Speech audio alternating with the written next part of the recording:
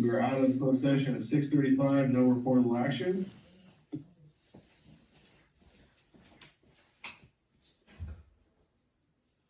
And now we're in the open session. Scroll down. I'm going to open the floor to public comment and dispense with the meeting. If anybody, member of the public would like to address the board, now is the time. Hearing none, I'm going to move to voluntary public roll call via Zoom. Like I said earlier, if there's anybody out in the internet that would like to speak to us, now's the time, last time you're here. Hearing none, I'm moving on the consent calendar. Jim, we're okay with taking these all at once, correct? Yes. All right, do I have a motion to take CC1, CC2, CC3, and CC4? So before we do, I have one question I need to ask. I was trying to come up with voucher with them. What's the one with the checks on it? We have that one over there? CC1, I believe. Is that the one with the checks? I was trying to pull it up. It is. It is? CC1 is the one with the check vouchers that's prepared each night. I was trying to find the exact numbers, my insurance on this story. Anyway, I think it was number 65543, 65543. yeah, it was just, I had a question. We had on the tractor, we had a $3,900 rental. And then we had a $39,000 repair. Question is that much money spent at the time for us to look at buying the tractor? That's a great idea. I mean, I'm just asking because that's $40,000 for the repair, so you got basically $50,000 between, Absolutely. for rental and a repair. No, absolutely. And I don't know what a new piece of equipment will cost, but even at that bit, that's half the price. I believe we paid like 120 for that one. But it's my recommendation that the next budget, you include a new tractor and trade that one in. Yeah, okay. Because that number that you're looking at, that was just, we've had. No, just, we got it. That number that you're looking at, that you've seen, that was just for January. We've got $58,000 since June of 2024 in just these repairs. They keep it running. The rent. We had to buy this tractor. I thought we bought one back in 2018. Yeah. That's it. Yeah, okay, we'll look at that, but. Tremendous amount of problems. Yeah, well, Electrical problems with most of them. It's a CAD or John Deere? No, it's a kid. Yeah. All right, well, yeah, so you guys already had a discussion, I'm good on that. I saw that number, kind of, big number jumped off there, but okay, all right, we're good. Mr. President, that's all I had on it, and they're already discussing it, so I'm good with the other things on there. I saw those numbers, and John said there's even more numbers, so that definitely needs some attention. Any other discussion? Okay, can I get a motion to approve CC1, CC2, CC3, and CC4? Motion approved, sir. Motion, Director Webb, can I get a second? Second, Director Wood. All in favor, say aye. aye. All those opposed? Passes 5-0. Minutes. We're gonna take all of these at once as well, N1 through N5. Can I get a motion? So move. Thank you. Director Washington, can I get a second? Second, Director Wood. All those in favor say aye. Aye. All those opposed? Pass 5-0. New business, MD1, approved task order 2025-1 AECom, the AECom Engineering Services for the Headworks Wetwell Recoat Project, Director, Chairman Kim Bingo. Thank you, Mr. President. So, this project is in your capital budget, 02236, Headworks Wetwell Recoat. And it involves recoating the basin that the influent wastewater comes in, the channel and the basin actually. The structure's been in place since 1993. And staff have noted that coating, and it had PVC plate coating in the original design. And it was constructed in that fashion, and the PVC plate coating is experiencing deterioration. So in order to do some investigation and then recoat it, will have to perform a bypass operation to get around. And then also, have some time to actually to remove the existing liners, inspect the concrete, do repairs. So this project is, proposed by AECOM, and then under the task order, they'll prepare the design documents. The amount is not to exceed $68,000, is within the current budget. I recommend approval. Just one thing, do we happen to know, I mean, you're not gonna know until you pull the liner off of there. But does it look like we done any big concrete erosion? Go ahead. From what we can see from out top, yes, but, I think it needs to be taken care of as soon as possible, we will be in, a building the concrete itself. Okay, I was, that's normal. Yep. Because I was hoping we might have gotten lucky. And we still may have, but as far as looking at it, yes, we have, but until they pull it off, we just throw the water on there. What's the timeline to have this work done? So this project's actually going to be, going to be coordinated with the grit removal project, because we'll need a bypass for that as well. So we're gonna try to coordinate with that. So grit removal will probably come first, so we can have the full grit in place. And then do a full bypass using the grit removal, and then do the recoat. So- money with bypass. Yeah, exactly. Instead of doing it, yeah. In the EQ that we have, how many days worth of it? Or you mean the emergency overflow? Yeah. Well, we're actually going to use a full flow bypass. So we won't need to do the EQ. As soon as we get the grit full flow, we'll be able to use a full flow pump so that we can handle the diurnal patterns and what we're doing now. Yeah, so you just basically use a 5 mini pump to get more than enough to keep up. Yep. Okay, well, hopefully when you guys get in there and take it out, it's not too bad. Anybody else? Questions, comments, concerns? All right, can I get a motion? So moved. One, Director Washington, Vice President Washington, apologize, Stern. Second? Second, Director Wood. All those in favor? Aye. All those opposed? Passes 5-0. Move on, MB2, approved task order 2025-2, AECOM. For the engineering services for the water tank number 3 recoat project, presenter, Domingo. Thank you, Mr. President. And just as the agenda item states, this is the recoat tank 3. This is for the design, to put the design document, the bid documents together. The amount is $43,000 and includes a coding consultant as well. I recommend approval. It fits into existing budget. When's the last time we did that at tank 3? I don't believe we've ever done it since I've been here. What was the dollar amount on this, sir? $43,000. 22. Time and material not to exceed. Gotcha, thank you. John, We've done it tank 4, tank 1, and tank 2, and then done 3.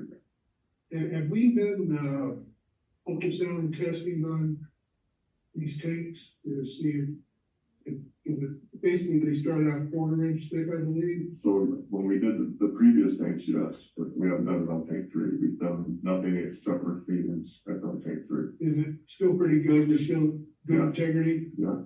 Okay. We actually did have, in the previous tanks, we had some repairs that were done. They actually pulled one wall completely out and rewelded it, new one, and it came a lot of forward. Okay, great. Thank you. Any comments, questions? All right, can I get a motion with MB2? So moved. So moved, Director Washington, second. So moved, Director, That's okay. Vice President, I'm doing that, Vice President, it's W's, that's what's doing it, Vice President Washington, second was actually by, Director Webb. Can I get a, All those in favor say aye. Aye. All those opposed? All right, motion passes. Move on. And B three, authorize new project for fiscal year 2024-2025 capital budget. WWTP tractor and implements presenter in the video. Thank you, Mr. President. We have spent, actually, it's more than $24,000 with that. But we, over the past 2 years, so to maintain our percolation ponds, when we get one dry, well, actually, when we get them dry, we rotate between the three, the application of effluent to the ponds. We actually have to get in there and clean the vegetation out and actually rip it so that it will continue to percolate, because if you just kind of let it sit, the silts start to collect and it starts to tighten up and it doesn't work as a percolation pond anymore. So we've actually spent, and actually we were getting a really good price because this is a sole operator farmer that was doing it for us, and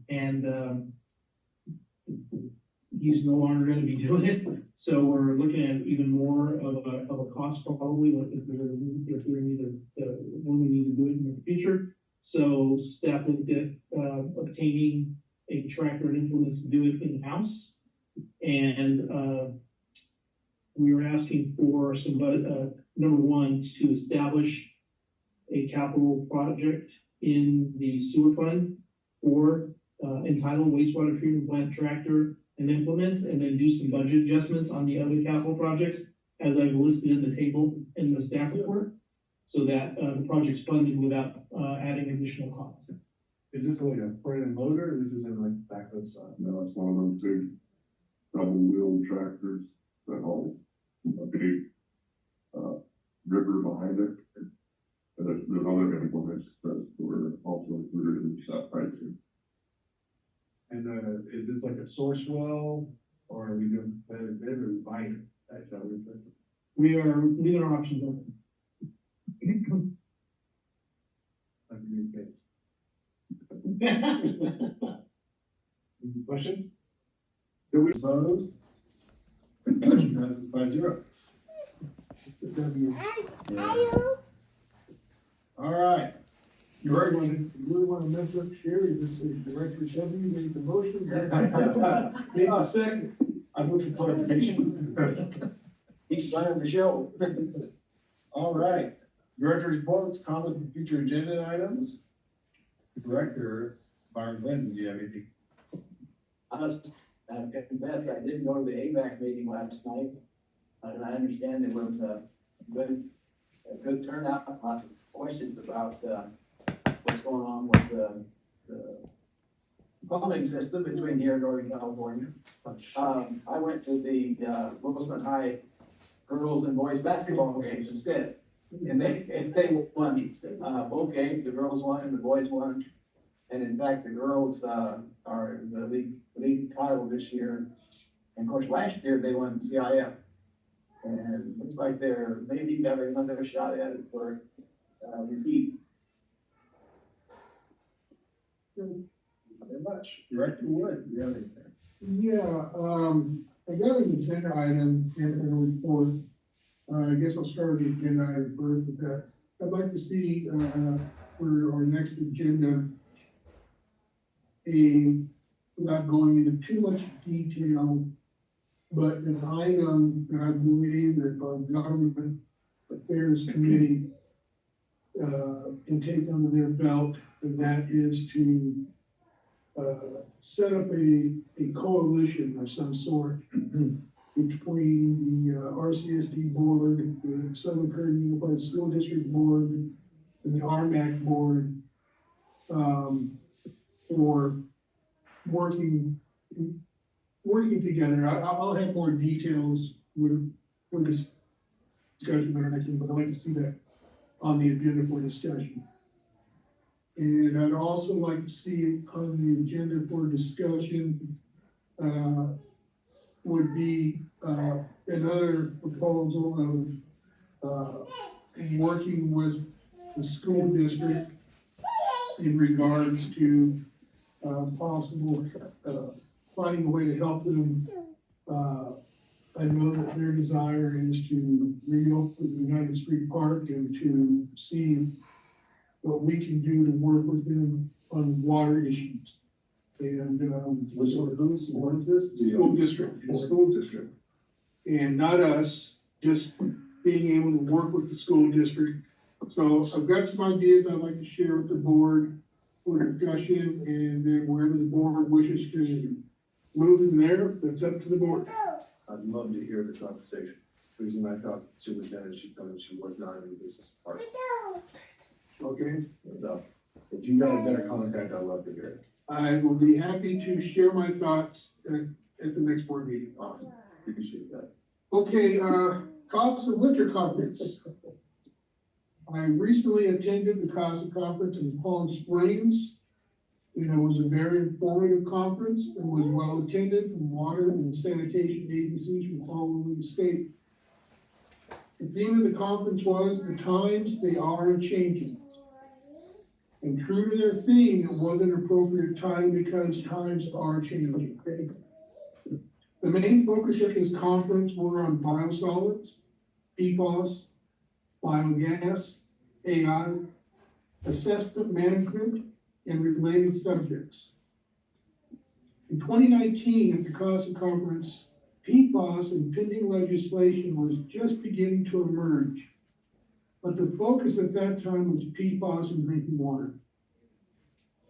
The difference at this time is while PFAS in drinking water is still the main focus of the regulatory meetings, the needle has clearly shifted to landfills and wastewater treatment plants, especially in the areas of PFAS, biosolids, and biogas. While there is a lot of pending legislation, nothing final has been decided yet. But it is the opinion of the CASA Legislative Committee that some very aggressive legislation will be coming down in regards to wastewater treatment plants in the very near future. The discussions focused on over 12 California Assembly and Senate bills, as well as federal EPA measures that are going through the legislative process. It is unclear at this time as to the exact impact any of the bills and legislation will have on the RCSD. But since these bills are addressing biosolids, biogas, sewers, wastewater treatment plants, which are all part of what we deal with as an agency, we will need to explore these bills and see what, if any, impact they will have on our agencies, and prepare ourselves for when these bills become law and state ordered mandates. This CASA conference, as always, was a great source of information, especially in learning about pending legislation. In 2019 at the CASA conference, we all learned for the first time about PFAS and drinking water. And after that conference, this board and agency began taking steps to educate ourselves and prepare ourselves about PFAS before it became a hot national conversation. I feel that this time will be no different.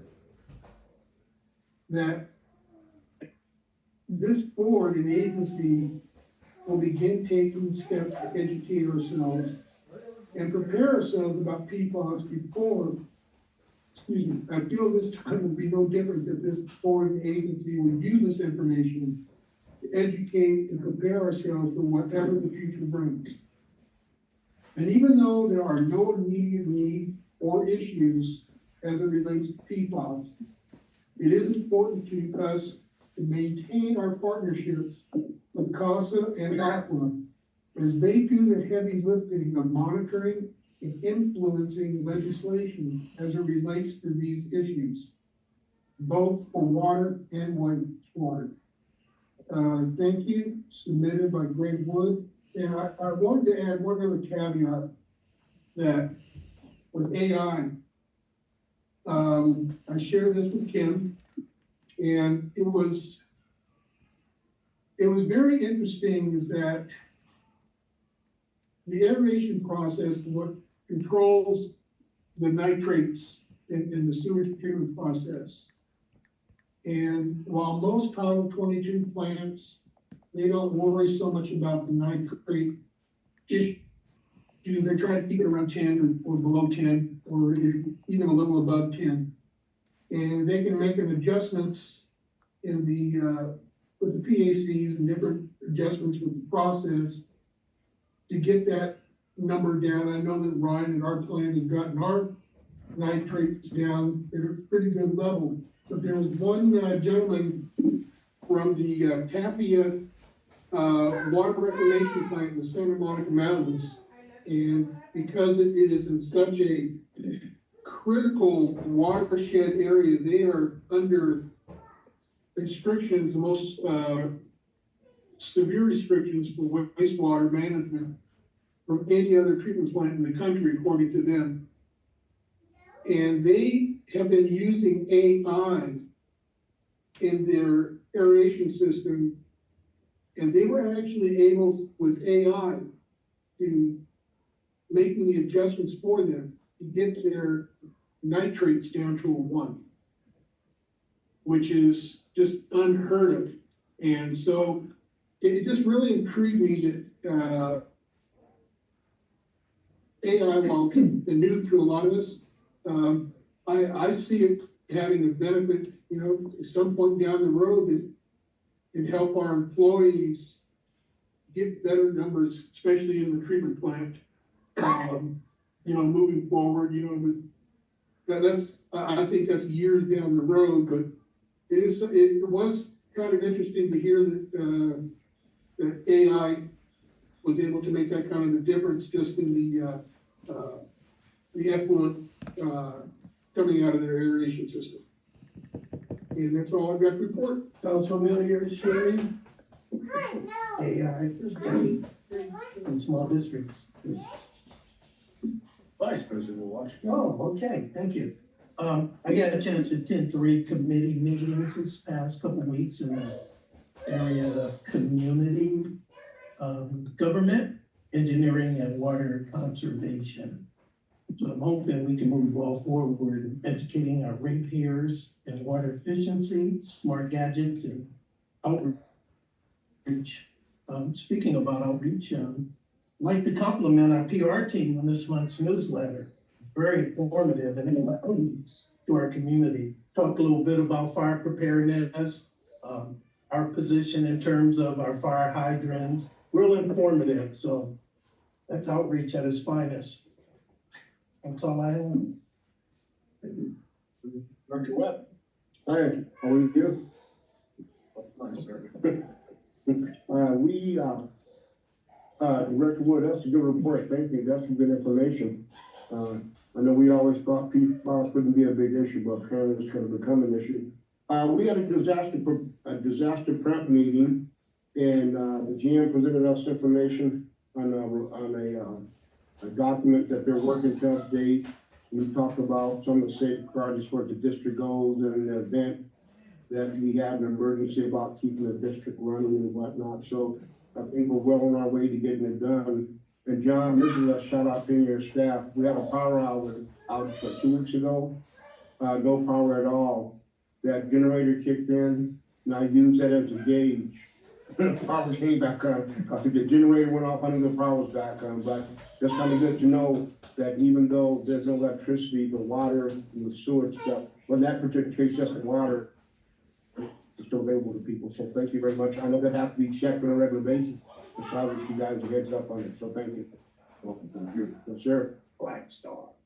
That's all I have here, Mr. President. Thank you for being honest. I do my notes. So I attended the ABIC meeting last night virtually. Some of the key points, and I'm gonna use the disclaimer in the front of this because she was talking very fast, so these are not hard, fast numbers and do not hold me accountable for every single thing. Last night, the first presenter was director of the DWR, Carla Nerda, and she was talking about the Delta Conveyance project. Apparently there was standing room only in place, but there was no decision made last night. It was just more of a update. Some of the points she brought up is They believe over the years that there will be a 23% loss over time, and deliveries in South Delta will decline. They are assuming they'll lose 10% of the water supply over the next 20 years. She did mention that if they had 2 more inlets in the state water project currently, that they would have been able to receive an additional 75,000 acre feet during the recent storms. If the Delta conveyance was in place in 2024, they would be able to receive 1 billion acre feet, which is equal to enough water for 10 million people per year. Some of the questions that were proposed, if somebody asked about how much water the Delta conveyance project gives, and she said that would be 6,000 cubic feet per second, which is roughly 45,000 gallons a second that they would be able to give. The pipeline, just a brief talk about it, is a 36-foot in diameter, and the GM for AVEC Newton said that it was more like a tunnel than a pipeline. No, 36. Feet. Oh, feet, oh. I did the same thing. I'm like 36 inches. Oh, Feet. Yeah. oh my, okay, Director, makes sense now. and the last point I have for that is Director Milo made a suggestion that we spread the money over 30 million residents in Southern California versus 27 of the state water contractors that we had. That is all I had to report about the AVEC meeting. Real quick, I just want to say we had a sewer committee meeting this last week. It was an orientation, so we kind of just did a broad brush over a lot of things. And then we also, at the beginning of the month, I attended the disaster prep meeting. I do want to say, I forgot to mention this, and I'm going to use this as a, I don't like tooting my own horn, but toot, and I think we should do this for staff here, and I think we should do this for us, the board members, and also the previous board members. I would think the purchasing of water rights in perpetuity and also upgrading the wastewater reclamation plan or the water reclamation plan has benefited the district substantially from the dependence of AVEC water. And not only just us up here, but also previous board members and staff, I think that it speaks volumes because as those prices go up, the more money they have to pay, that'd be more money that we have to pay out of our pocket. So I think we've done good for the ratepayers of the road there. So, and that's all I have. Council update, John Comar. Nothing for you tonight, folks. Nothing, thank you, sir. I appreciate your time. Happy to help. Update, Jimmy Mingo. Thank you, Mr. President. Just a few items, this Monday is a holiday, President's Day, so the office will be closed. As promised, I wanted to give you an update on the arsenic consolidation project. Phase 1, we received 2 bids, and I'm working on the budget approval with the state. So this will be our first opportunity to adjust the budget, which when the project was started 10 or so years ago, it had a budget, and obviously the budget's not the same. So we get an opportunity to adjust it, and so I'm using all the numbers that you've approved, and that the bids will actually come to you.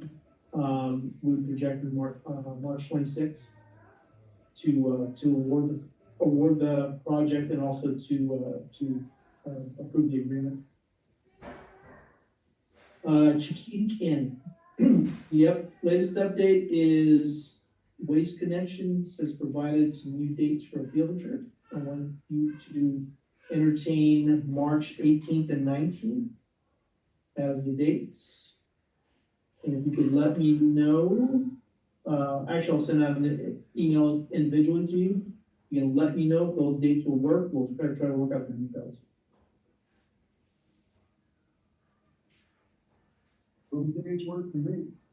Okay, perfect. And then finally, just want to let the board know that I will be out of the office and unavailable from April 2nd or April 17th. So might need to consider, well, and you can certainly have a meeting on me, but I might consider, rescheduling the initial. The first part of April. That's all I have.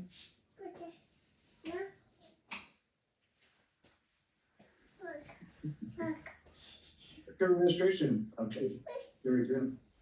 Mr. President, we have, 22 accounts that were shut off for non-payment this month on February 4th. We also had 141 accounts that were no notices of pending shut off on February 5th. And we delivered 83 door hangers today to remind folks that they don't pay.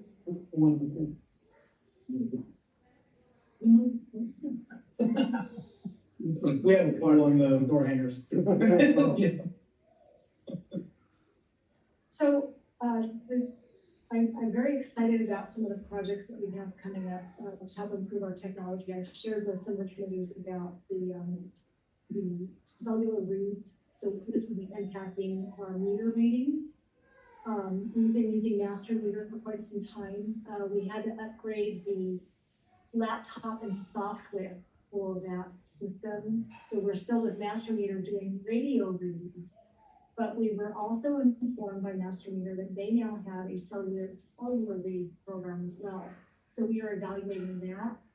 We've been testing a company called Metron meters. We've had a total of 4 that are just cellular reads and really good.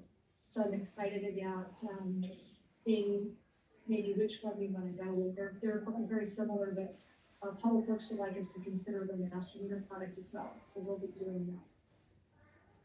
The district also received a facilities use request from a nonprofit organization called Flood Ministries. They're out of Bakersfield.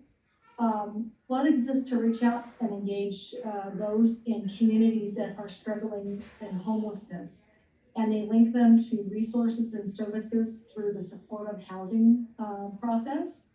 And what they've come to ask and what they've started to do is they send out teams of 5 to 6 staff and volunteers to communities, and they're reaching out to the Roseman community.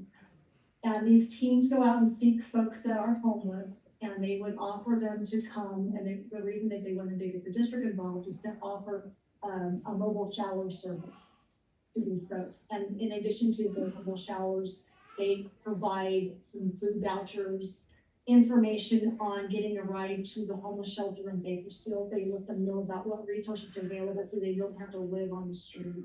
Super, super great program. In addition to those programs, they also offer information about the Homeward Bound project, which gives them an opportunity, and the nonprofit pays for it, to send someone to their home state or home area. Might be in California, maybe it's out of state. So some great resources to offer folks that may not have an opportunity, that may not know about these. So our part and what we're asked for is to provide space in our front parking lot for approximately 4 hours, 2 to 3 times a month. They would take their teams looking for these folks, bring them here completely supervised. They were not, the folks that would come to utilize the showers would not be allowed to roam the parking lot or go outside of the area. So they would have a strict control over that with their volunteers. So they've come to us to see if we would accommodate that. I believe we should accommodate that, and I've approved them to do so. They will clean up completely afterwards. They purchase water here. They would purchase to dump the water because they don't want to take their trailers with the water in it. Restrooms. Oh, and they would also have 2 portable restrooms. Question, are they, these homeless, like, Antelope Valley homeless, or are they Kern County, Roseman homeless? They are in our community. They may reach out to folks in Mojave because they haven't found a suitable place in Mojave to offer the showers. They feel our facility is just the perfect spot because they can buy their water, they can dump. And it provides a valuable service to our community for those folks that are experiencing homelessness.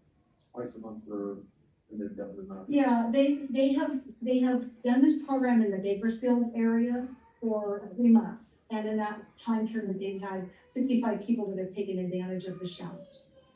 And I believe they also mentioned that they had a mobile home park that, was in a disadvantaged community, and that they set up shop there because they had lost their water service at the park. So they've done this, so it's not like it's their first time doing this, they've got experience in this. As a matter of fact, I was reading on the Kern County Supervisor's agenda, they were awarded an $8,000 grant. I saw a program like that out in Compton. It was one of the coolest things I saw. Yes, it's really, Portable showers. really pretty and- cool, yeah. and I'm confident that they will take care of what and do what they say. They have met all requirements, the insurance requirements the district has for using our facility. And that's the end of my report. I'm happy to answer. Right, you're gonna bring that to the board to vote on in the future then, or? No, it's, you've given executive staff the, authority to approve as long as they are non-profit, they meet the criteria and the policy. I think it's a good way to give people a chance to give some of their dignity back. We can come in and always, we can do more. This is what I wanted to show. Move on. Homework subject? Done out. Well, I took off out of here in such a haste to pick up some data. I want to make sure you guys don't have any further questions. I want to say, I was looking at the amount of sewer cleaning that happened and I was blown away. I'm super happy with it. Is that, do you feel that that's from the, using that truck, or are they still using the trailer currently? They're using most of them, the target system on the ground most of the time. Yeah, I had a question, and just, curious. I see in some of the areas it shows, in the cleaning notes, light grit. What causes that, and what is that? Like eggshells and Yes, it's stuff like that? shells and it's basically like off the eggshells. Any reason why it's in those particular areas, or it's just common? It's common in all the sewer cleaning. Okay.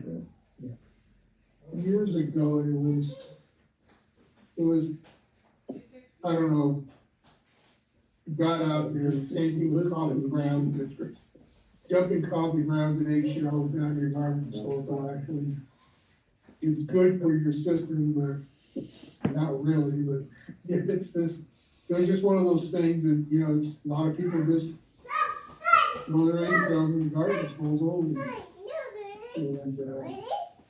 but they kind of sink to the bottom and stay there, and they gotta be cleaned out. They don't go with the flow of the water in there. But it doesn't, I mean, it's a nuisance, but it's just part of the deal where to work on changing the public, we're trying to talk to them about not using any wipes. I don't care if they can call them disposable or not. This came up at the Knox conference, we were trying to talk about getting proper labeling and things like this, and some of the people who are saying, every one of us doesn't even think, they don't have to think about, you don't flush paper towel down the toilet. You don't flush napkins down the toilet, you just throw it. And you just gotta get the mindset, wipes, just, if you're using a wipe, go to the trash can and don't put it down the toilet. And I think if we can just get part of that education instead, try to tell people, you don't dump grease down the drain, because it's gonna cause problems, and put it in a jar, throw it in the trash can, and let it go to the landfill. I think if we can just kind of maybe put little things like that in our newsletter about, don't put it, put your eggs in the trash, take shells in the trash, put your coffee down in the trash, put your wipes in the trash. And eventually, over time, I think you'll see a lot of that type of grit ease up. It'll never go away, but it'll ease up.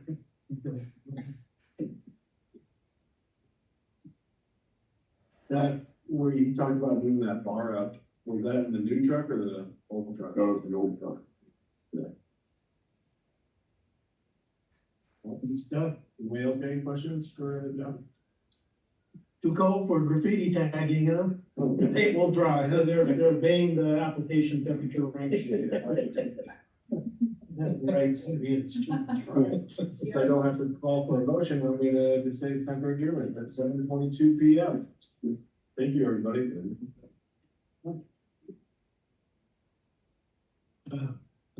You know, Hi.